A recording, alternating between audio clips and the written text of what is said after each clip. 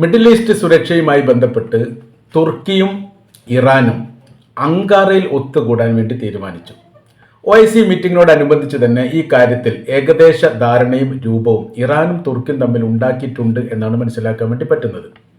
ഇപ്പോഴത്തെ സാഹചര്യ അവസ്ഥകൾ വിലയിരുത്തുന്ന സമയത്ത് കൈവിട്ടു പോകുന്ന രീതിയിലേക്ക് ഇസ്രായേൽ മുന്നേറുമ്പോൾ അതിനെ പ്രതിരോധിക്കാൻ വേണ്ടി മേഖലയിലെ പ്രബല സൈനിക ശക്തിയായിരിക്കുന്ന തുർക്കിക്കും ഇറാനും മാത്രമേ സാധിക്കൂ എന്ന് അറബ് രാജ്യങ്ങൾക്കിടയിൽ തന്നെ ഏകദേശം അഭിപ്രായം വന്നിരിക്കുകയാണ്. മുൻപ് പറഞ്ഞതിൽ നിന്ന് വ്യത്യസ്തമായ രീതിയിൽ വിശ്വസിച്ചവർ ചതിച്ചിരിക്കുന്ന ഒരു സ്ഥിതിയും അവരെ ഇനിയും ആശ്രയിക്കേണ്ട കാര്യമില്ല എന്നൊരു ബോധ്യത്തിൻ്റെയും അടിസ്ഥാനത്തിൽ വിശ്വസിക്കാൻ കൊള്ളാവുന്ന രാജ്യം ഇറാനാണ്.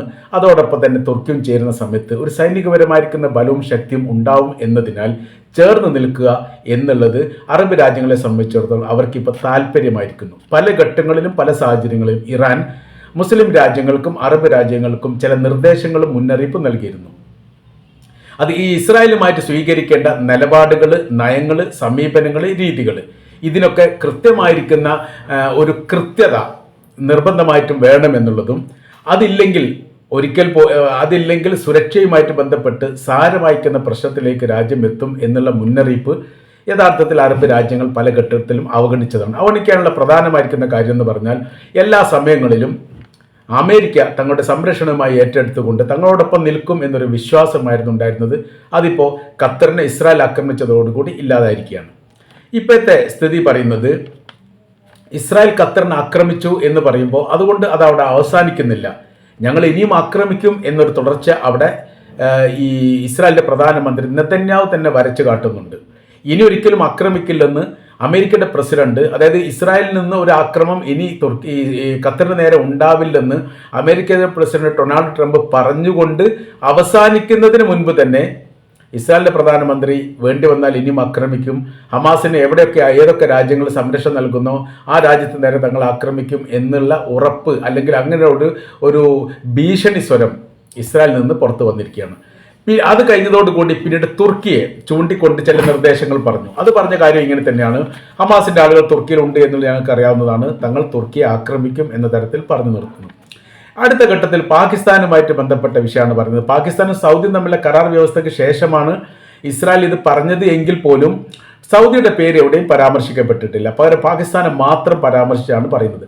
ആണവായുധ ഉടമ്പടിയോ കരാറോ അത്രയും ഒരു വിഷയങ്ങൾ സൗദി അറേബ്യയുമായിട്ട് ഉണ്ടായിട്ടുണ്ടോ ഇല്ലേ എന്നുള്ള കാര്യമൊക്കെ സംശയത്തിന് നിലനിൽക്കുന്നു. ഒരുപക്ഷെ ഉണ്ടാവാനുള്ള സാധ്യതകളും വിലയിരുത്തുകയാണ്. പല ഘട്ടങ്ങളിലും സൗദി അറേബ്യ ആണവായുധവുമായി ബന്ധപ്പെട്ട കാര്യം അമേരിക്കയോട് അപേക്ഷിച്ചിട്ടുണ്ടെങ്കിലും UN സഭയിൽ പോലും ഈ കാര്യത്തെക്കുറിച്ച് അഭിപ്രായം പറഞ്ഞിട്ടുണ്ടെങ്കിലും അമേരിക്ക അതെല്ലാം തടയുകയോ വീറ്റോ പവർ ഉപയോഗിച്ചുകൊണ്ട് ഇല്ലാതാക്കുകയോ ചെയ്തിരിക്കുന്ന സ്ഥിതിയാണ് മനസ്സിലാക്കാൻ വേണ്ടി പറ്റുന്നത്. ഇപ്പോൾ പാകിസ്ഥാനുമായി സൗദി അറേബ്യ കരാർ ഉണ്ടാക്കിയതോട് കൂടിയിട്ട് അതിൻ്റെ തൊട്ട് പിറകെ തന്നെ ഇസ്രായേൽ പറഞ്ഞു വേണമെങ്കിൽ തങ്ങൾ പാകിസ്ഥാനെയും ആക്രമിക്കുമെന്ന്. ഇതൊക്കെ മേഖലയെ സംബന്ധിച്ചിടത്തോളം വലിയ രീതിയിലുള്ള പ്രയാസങ്ങൾ, അതായത് അവരുടെ സുരക്ഷയുമായിട്ട് ബന്ധപ്പെട്ട് വലിയ രീതിയിലുള്ള ആശങ്ക ഉണ്ടാക്കുന്ന കാര്യമാണ്. ജനങ്ങൾക്കും ഈ കാര്യത്തിൽ, അതായത് പൗരജനങ്ങൾക്കും ഈ കാര്യത്തിലൊക്കെ വലിയ പ്രയാസ കാര്യങ്ങളുണ്ട്. യഥാർത്ഥത്തിൽ അവർ ചെയ്യില്ല എന്ന് പറയാനൊന്നും പറ്റില്ല, കാരണം ഖത്തറിനെ ആക്രമിച്ചു കഴിഞ്ഞു. ഖത്തർ എന്ന് പറഞ്ഞാൽ ഏറ്റവും വലിയ സൗഹൃദ രാജ്യമായിട്ടാണ് അമേരിക്കയും ഇസ്രായേലും ഖത്തറും സംയുക്തമായ രീതിയിൽ തന്നെ പല കാര്യങ്ങളും പല ഇടപാടുകളും പല സംവിധാനങ്ങളൊക്കെ ചെയ്യുന്നുണ്ട്. അപ്പോൾ ഒരു സൗഹൃദ രാജ്യത്തെ ആക്രമിക്കാൻ വേണ്ടിയിട്ട് ഇസ്രായേൽ സാധിക്കുമെങ്കിൽ തീർച്ചയായിട്ടും മറ്റുള്ള രാജ്യങ്ങളെ ആക്രമിക്കാൻ വേണ്ടി അവർക്ക് സാധിക്കും എന്നുള്ളത് ഉറപ്പാണ്. അപ്പോൾ ഇപ്പോഴത്തെ സാഹചര്യ സ്ഥിതികൾ എന്ന് പറഞ്ഞാൽ മിഡിൽ ഈസ്റ്റിന് ഒരു സുരക്ഷാ ഭിത്തി ഉണ്ടാവുക എന്നുള്ളത് അനിവാര്യമായിരിക്കുന്ന കാര്യമാണ്. റഡാർ സംവിധാനങ്ങളിൽ പോലും വിള്ളലുകൾ വീണിരിക്കുന്നു. അതിൽ തന്നെ എന്തെങ്കിലും ഈ കൃത്യമായിരിക്കുന്ന വിവരശേഖരങ്ങൾ ഉണ്ടാവുന്നതിൽ നിന്ന് റഡാർ സംവിധാനത്തെ പോലും ഭയപ്പെടുന്ന സ്ഥിതിയാണ്, അല്ലെങ്കിൽ അതിനെപ്പോലും വിശ്വാസത്തിലെടുക്കാൻ പറ്റാത്തൊരു സ്ഥിതിയാണ്. ഈ അറബ് രാജ്യങ്ങളിലെ ഏറ്റവും വലിയ സൈനിക താവളവും സംവിധാനങ്ങളുമുള്ള രാജ്യം എന്ന് പറയുന്നത് ഖത്തറാണ്. ഈ ഖത്തറിലുള്ള രാജ്യത്ത് ഇത്രയും വിപുലമായിരിക്കുന്ന ഒരു സംവിധാന കാര്യങ്ങൾ അമേരിക്കയ്ക്ക് വേണ്ടി ഖത്തർ ചെയ്തു കൊടുത്തത് അവരുടെ രാജ്യ സുരക്ഷയുമായിട്ട് ബന്ധപ്പെട്ടാണ്. മറ്റേതെങ്കിലും ശത്രുപക്ഷത്തിൽ നിന്ന് ആക്രമ കാര്യങ്ങൾ ഉണ്ടാവുകയാണെങ്കിൽ അതിനെ പ്രതിരോധിക്കുക എന്നുള്ളതും ഈ വിഷയവുമായിട്ട് ബന്ധപ്പെട്ട് ഈ ഖത്തറിനെ സഹായിക്കുക എന്നുള്ളത് പരസ്പരം ഒരു സഹകരണാടിസ്ഥാനത്തിലുള്ള കരാർ വ്യവസ്ഥയാണ്. ആ കരാർ വ്യവസ്ഥ ലംഘിക്കപ്പെട്ടിരിക്കുന്നു. കൃത്യമായ രീതിയിൽ അമേരിക്ക തന്നെ ഇസ്രായേലിനോടൊപ്പം ചേർന്നുകൊണ്ട് ഖത്തറിനെ ആക്രമിച്ചു എന്നുള്ളത് ഇപ്പോൾ ബലപ്പെട്ടിരിക്കുകയാണ്. അതിന് മറ്റൊരു ഈ വിഷയവുമായിട്ട് ബന്ധപ്പെട്ട് മറ്റൊരു തരത്തിൽ ഇപ്പോൾ റിപ്പോർട്ട് പുറത്തു വരുന്നത് 2000-ലധികം അമേരിക്കൻ ജൂത പൗരന്മാർ ഇസ്രായേലി സൈന്യത്തോടൊപ്പം ചേർന്നുകൊണ്ട് ഗസക്കെതിരെ യുദ്ധം ചെയ്യുന്നു എന്നുള്ളതാണ്. 2 തരം പൗരന്മാർ അവിടെ ഉണ്ട്. ഒന്ന് ജൂത അമേരിക്കൻ പൗരന്മാരും അമേരിക്കൻ ജൂത പൗരന്മാരും. ഈ 2 പേരും ഈ വിഷയത്തിൽ സംയുക്തമായി ചേർന്നുകൊണ്ടുള്ള ആക്രമണമാണ് നടത്തിയത് എന്നുള്ളതും ഏറെക്കുറെ ഇപ്പോൾ വ്യക്തമായിരിക്കുകയാണ്. അമേരിക്കയും ഇസ്രായേലിനെയും വെല്ലുവിളിക്കപ്പെട്ട എല്ലാ ഭരണാധികാരികളെയും രാജ്യത്തെയും ഘട്ടം ഘട്ടമായി അമേരിക്ക ഇല്ലാതാക്കിയിട്ടുണ്ട്.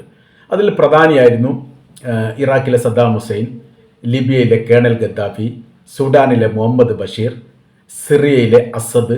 ഇവരൊക്കെ കൃത്യമായ രീതിയിൽ തന്നെ വെല്ലുവിളി ഉയർത്തിക്കൊണ്ട് ഇസ്രായേൽ തങ്ങളുടെ ശത്രുവാണെന്നും അത് ഭൂമിയിൽ നിന്ന് തുടച്ചു നീക്കപ്പെടേണ്ടവരാണ് എന്നുള്ള നിലപാടെടുക്കുകയും അതിനനുസരിച്ച് ആയുധ സൈനിക ബലം ശക്തിപ്പെടുത്തുകയും ചെയ്ത രാജ്യമാണ്. ഇവർക്കിടയിലൊക്കെ വലിയ ഇടപെടലുകൾ നടത്തിക്കൊണ്ട് ഘട്ടം ഘട്ടമായ രീതിയിൽ അവരില്ലാതാക്കിയത് നമുക്കറിയാവുന്നതാണ്. അസദ് മഹാഭാഗ്യത്തിനാണ് ജീവൻ കൊണ്ട് രക്ഷപ്പെടാനുള്ള പ്രധാനമായിരിക്കുന്ന കാരണം റഷ്യ സജീവമായ രീതിയിൽ ഈ സിറിയയിൽ ഉണ്ടായിരുന്നു എന്നതുകൊണ്ട് മാത്രമാണ്. ഈ അസദിനെ സംബന്ധിച്ചിടത്തോളം ഏറ്റവും അവസാന ഘട്ടത്തിൽ അദ്ദേഹം അഭയം തേടുകയായിരുന്നു റഷ്യയുടെ സൈനിക മേധാവികളുടെ താമസ സ്ഥലത്ത്. അത് 2 റിപ്പോർട്ട് അതിൽ പറയുന്നുണ്ട്. ഒന്ന് പറയുന്നത് റഷ്യയിലെ എംബസിയിലാണ് എന്ന് പറയുന്നുണ്ട്. മറ്റൊരു രീതിയിൽ പറയുന്നത് യുദ്ധമുനമ്പിലുള്ള അല്ലെങ്കിൽ റഷ്യ സിറിയക്ക് സൈനികമായി സഹായിക്കുന്ന ക്യാമ്പുകളുണ്ട്. ആ ക്യാമ്പിലേക്ക് അഭയം തേടുകയായിരുന്നു.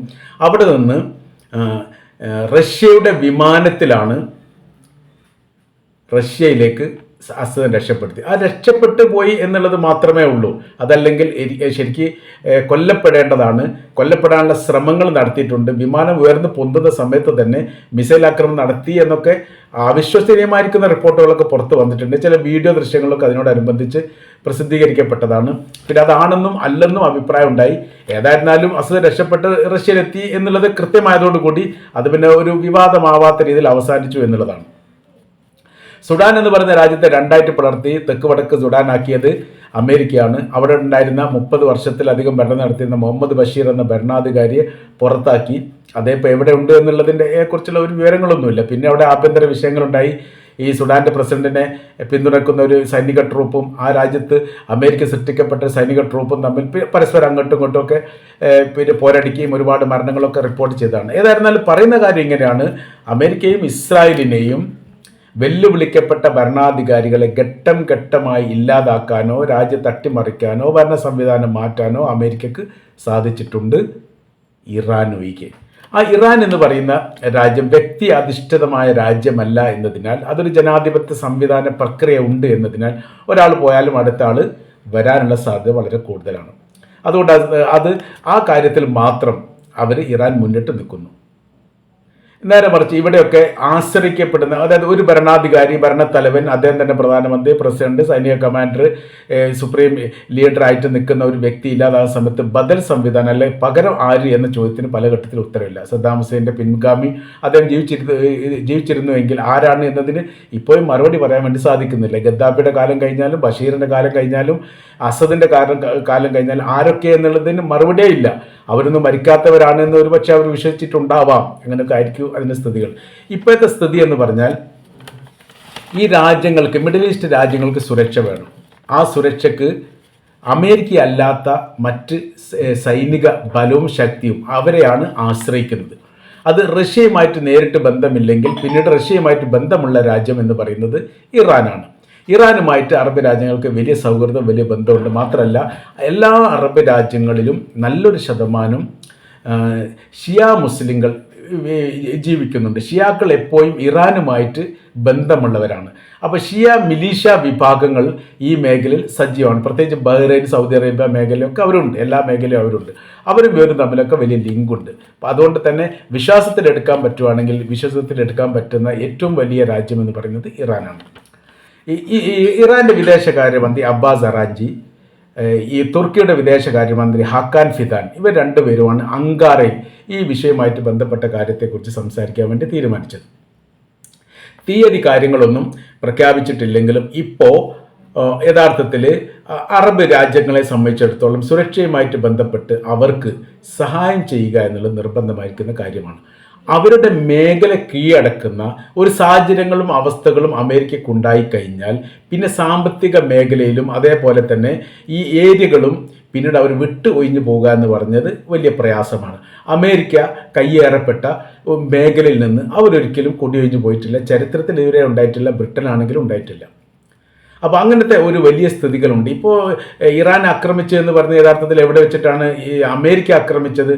അമേരിക്ക ഇറാൻ്റെ ഫോർദോൻ ഈ ആണവ റിയാക്ടറുമായിട്ട് ബന്ധപ്പെട്ട് ആക്രമണം നടത്തിയത് ജപ്പാനിൽ നിന്നാണ്.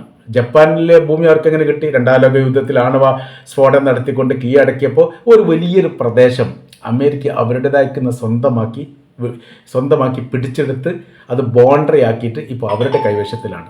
അവിടെ എന്തൊരു തെമ്മാടിത്തം ചെയ്യുകയാണെങ്കിലും ജപ്പാൻ്റെ സമ്മതമൊന്നും അവർക്ക് ആവശ്യമില്ല.